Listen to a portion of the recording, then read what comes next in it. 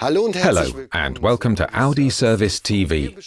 Today we'll be looking at the 1.6 and 2-litre 4-cylinder TDI engines as a modular diesel matrix, MDB.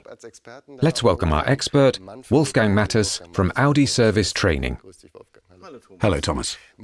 To kick off, we first need to explain the term modular diesel matrix.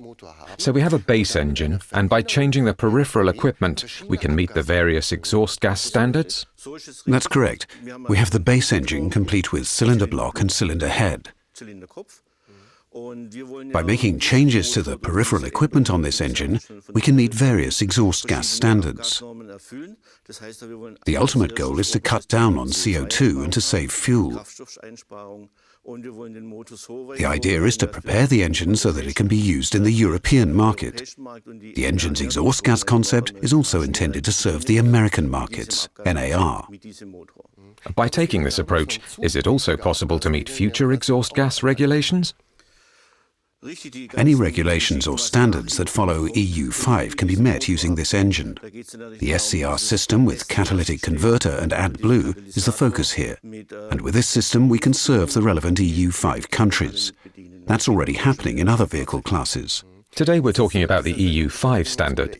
Does this mean that the EU4 is no longer significant? No, EU4 still applies in countries that have not yet enforced our more stringent exhaust gas standard. Other components are drawn on for engines to fulfill the EU4 standard. The EU5 standard has been enforced in Europe since September 2009 and is binding. We'll look at the EU6 standard in another program. Is there a self-study program already available on this topic?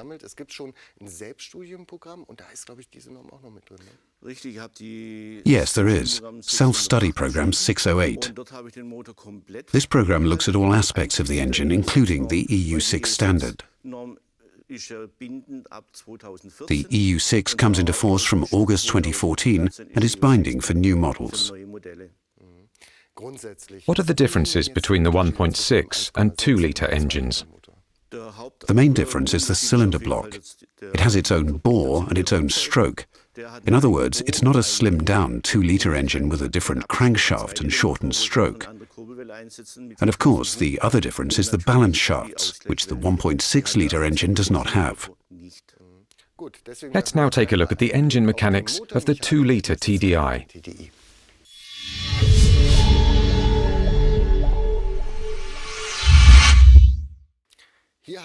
We have a 1.6 and a 2-litre TDI engine here in the studio. The 2-litre has balance shafts, but the 1.6-litre doesn't. That's right. One balance shaft is located behind this cap on the 2-litre engine, and here on the other side is the second part of the balance shaft. So there are two balance shafts installed in the 2-litre engine. There are no balance shafts installed in this position on the 1.6-litre engine. You can see that the engine block housing has been modified as well. The same is true on the other side. The engine block has been streamlined, so the engine works without any balance shafts. That also has something to do with the frictional power. The graphic depicts both balance shafts. You can see the crankshaft drive above the gear module. You can also see a change in the rotational direction. This change means that two shafts rotate against the crankshaft. The anti-friction bearings are also depicted. Friction bearings are not used in this case. The entire assembly is lubricated by oil vapor from the engine block. This vapor is always available in sufficient quantity. The new oil vacuum pump is only new for this engine, isn't it? Yes, it is new for the 4-cylinder engine. The oil vacuum pump is familiar from the 6-cylinder TDI engine. It's regulated in a new way in the 4-cylinder engine. In this case, a control piston has been added to the pump.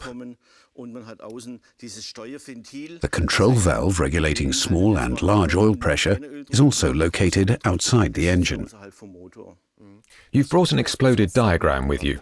Yes, you can see the oil vacuum pump, which is a volumetric flow-regulated pump. The right-hand part is the oil pump, and if you look across the top, you can see the black control piston. On the left, you can see the vacuum pump. Both pumps are installed in the oil chamber in the crankcase. Both engines can be installed transversely and longitudinally. The only thing that changes is the position of the oil filter module. Yes, the oil filter module is the main distinguishing feature. When installed transversely, the oil filter module is here at the bottom. The oil filter element with the module is down here. The module contains the oil cooler and the oil pressure switch, as well as the oil filter with the element. When installed longitudinally, the oil filter is here at the top, and the module is screwed on at the bottom. This is due to space reasons. When it comes to transverse installation, there is less space at the front. In the longitudinal position, there is space at the top. That's why you have a fixed oil filter for one and a suspended oil filter for the other. Again, we can demonstrate this using a graphic. On the left, you can see the oil filter module for longitudinal installation, and on the right, for transverse installation. The bolting points on the housing are the same. The only difference is that the oil filter element is fixed in one and suspended in the other. The cylinder head is also new.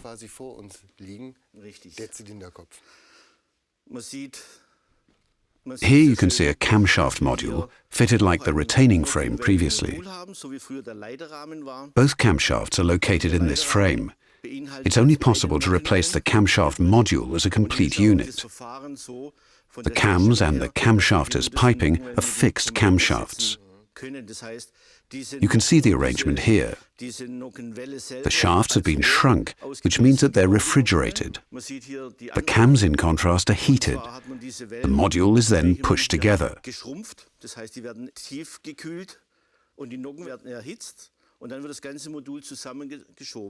The cams are installed in the correct position in a machine, and the ice-cold tubes are then pushed through from the outside.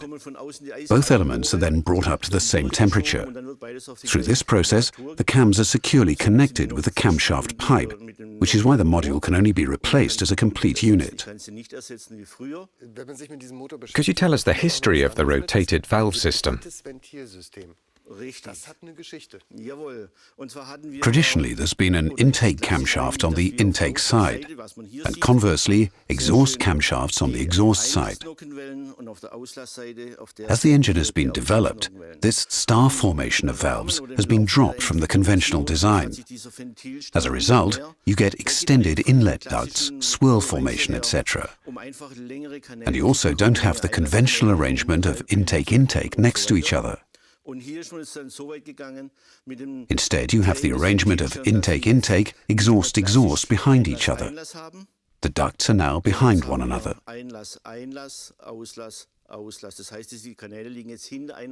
This setup generates a swirl effect. A valve seat swirl phase has been incorporated here.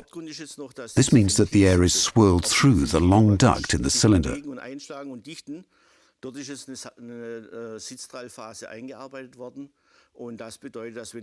swirl phase intensifies this swirl. You can see the valves from below on the bottom right-hand side of the graphic. They have rotated. The exhaust duct is shown in red and the inlet duct in blue. You can see that the ducts are located behind one another. You can see it more clearly in the diagram at the top. It's clear how the two ducts move towards the valve with the rotational movement. The valve seat swirl phase also takes place in both valves. A swirl effect is generated in the cylinder. The intake side is highlighted in blue and the exhaust side in red. What are the benefits of this system? There are no longer the throttle valves on the intake manifold side, and the same goes for the control motor, the rod, and the controller from the control unit. Therefore, the benefit is that there are fewer components, and this was achieved purely by rotating the star of valves and the valve seat phase.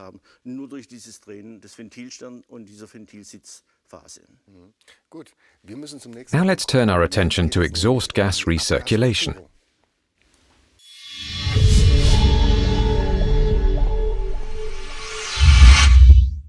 In terms of the EU5 standard, what form does exhaust gas recirculation take? The exhaust gas flows via the exhaust manifold and turbocharger and enters the oxidation catalytic converter. In the right angle here, the exhaust gas flows down into the particulate filter in a steel housing. The particulate filter houses the exhaust gas recirculation cooler. The exhaust gases flow through this cooler via a hose system. The gases enter upstream of the turbocharger turbine. This is where the air from the air filter is added. The exhaust gases are directed here and mixed to optimum effect. The turbine mixes the gases, and pressurized by the charge system, the gases then enter the intake area. Here is the throttle valve for the intake module. The gases then flow via the charge air cooler. This is the first time that the cooler has been integrated in a diesel engine, in the intake manifold, just as it is in a petrol engine. The exhaust gas then flows into the engine. An exhaust flap is fitted at the front in the exhaust pipe to control the system. This flap controls a slight excess pressure in the particulate filter, flushing the exhaust gas recirculation cooler in the process to ensure there is no buildup of soot.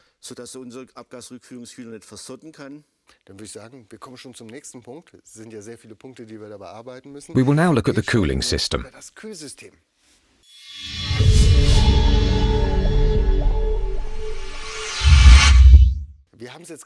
We call it a cooling system, but is thermal management a better description? It is an intelligent thermal management system, or ITM for short. This system delivers the performance required of a modern thermal management system.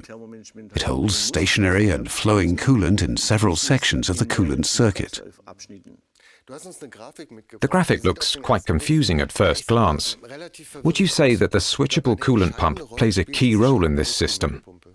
This switchable coolant pump is new to this engine. It does not work using a vacuum, as it does in the 8-cylinder engine, nor does it use a ball valve, as in the 6-cylinder engine. In fact, it works hydraulically using coolant. Where is the pump installed? The coolant pump is installed here, driven by the back of the toothed belt. Here is the switch valve for switching the coolant pump. Let's take a closer look at these parts using this exploded diagram, which is also available in the self-study program. You can see the vane, which ensures that the coolant is circulated. You can also see an axial piston pump and a control sleeve. This sleeve slides over the vane hydraulically when the valve is energized. The vane has a special feature. The front of it transports the coolant, while there is a swash plate on the back. So it does not run smoothly, but instead wobbles. The axial piston pump sucks in the coolant and pumps it through the ducts to the solenoid valve. If the solenoid valve is energized, it will close the return to the cooling system. The valve then pumps the coolant inside the engine via the annular piston. The control sleeve then slides over the vane. If the solenoid valve is not energized, the coolant flows back into the coolant circuit. This happens providing that the engine is running. Let's take another look at the graphic showing the heating circuit. Various engine conditions are depicted. Let's begin with a cold start. The engine is cold. Here you can see the microcircuit or heating circuit in the cooling system. It only operates via the coolant support pump, which in this case is an electric pump. The coolant flows through the cylinder head, which has a special feature. The cylinder head is divided into a bottom and top half. Most of the time, the coolant flows through the bottom half. This half runs directly above the combustion chamber plate. Under this plate is where the combustion takes place in the valves. The water fed over this plate therefore heats up very quickly. It also runs via the exhaust gas recirculation cooler, where the coolant continues to be heated up. From there, the coolant flows to the auxiliary heater, if fitted, and then to the heat exchanger in the heating system.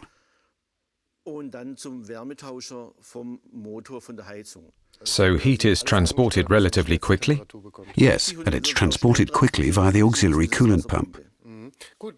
The engine is still cold, but it is now charged.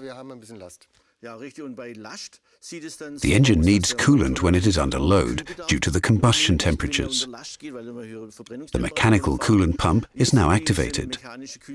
The control sleeve slides back because the solenoid valve is no longer energized. The coolant is circulated in this way. It is guided through the cylinder head and the exhaust gas recirculation cooler and then flows to the heat exchanger in the heating system. The electric pump, which was previously operating at full capacity, is retracted to approximately 30%. The pull of the mechanical pump is now greater than that of the electric pump. The water now flows to the right. The water is sucked into the circuit by the mechanical pump. The background to this is that the heat exchanger for cooling the oil and the throttle valve module are to be activated. The loaded components are therefore cooled while they're charged. We've not considered normal operation. The engine is at operating temperature. We have a coolant temperature of approximately 90 degrees. The mechanical water pump is now working at full capacity, and the electrical auxiliary coolant pump is also operating. When the thermostat is open, the coolant is guided through the main water cooler. It flows into the engine block and the circuit is closed, except for one detail. The charge air cooler is missing. This is self-supporting and only supplied with coolant via the expansion tank. If coolant is missing somewhere, it is drawn from there. It ventilates itself via the expansion tank, in which the charge air coolant circuit is a closed circuit. We have another graphic to look at. We can see the charge air cooler, which is located in the intake manifold. The hot air from the turbocharger is guided through this cooler and flows into the engine. The water heated through this process also needs to be cooled. The coolant circuit is a closed circuit on account of the lower temperatures.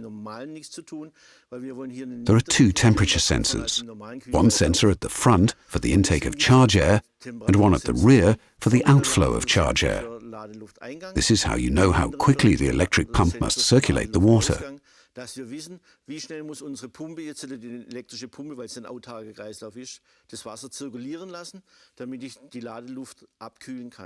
The charge air cools in the same way. At the top, we can see that the charge air cooler has coolant in it.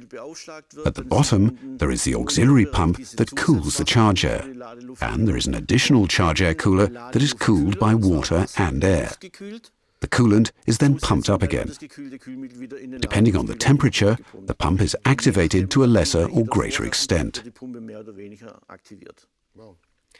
That was a lot of information. What is the number of the SSP? It is SSP 608. We have one more piece of information regarding the coolant. Und zwar die Teilnehmer, die in die Werkstätten oder wenn das Fahrzeug mal in der Werkstatt kommt oder als Neuwagen sogar schon, wird vielen auffallen, dass auf dem Ausgleichbehälter hier was With silicate is written on the expansion tank. Grundsätzlich wird bei diesen neuen modernen In Maschinen modern engines, G13 coolant is the one that is topped up, und bei G13 and this coolant contains a silicate. G13 ist in diesem Kühlmittel immer ein Silikat schon beinhaltet in der Kühlflüssigkeit. Aber wir bauen hier zusätzlich ein This is our additional safety barrier that protects against corrosion and, in particular, protects all aluminium conducting components in the coolant circuit, i.e. the cooler and sensors. The silicate protects probes on the sensor. This protective measure means that no layer can form and that precise measurements can always be taken. Vorratsbehälter oder so ein Netz eingebaut, das immer in dem Behälter drin ist, auch wenn in neuen Krieg ist das immer schon vorhanden. That's why there is silicate in this tank. Wechseln bei einem Service. It does not need changing. Eigentlich nur ein Vorrat. Und zwar für den Fall, wenn der Kunde mal selber Wasser This silicate is simply a reserve stock in case only water is added with no coolant. ohne Kühlflüssigkeit. Und deswegen hat diesen Vorrat hier verbaut. So it's a form of prevention.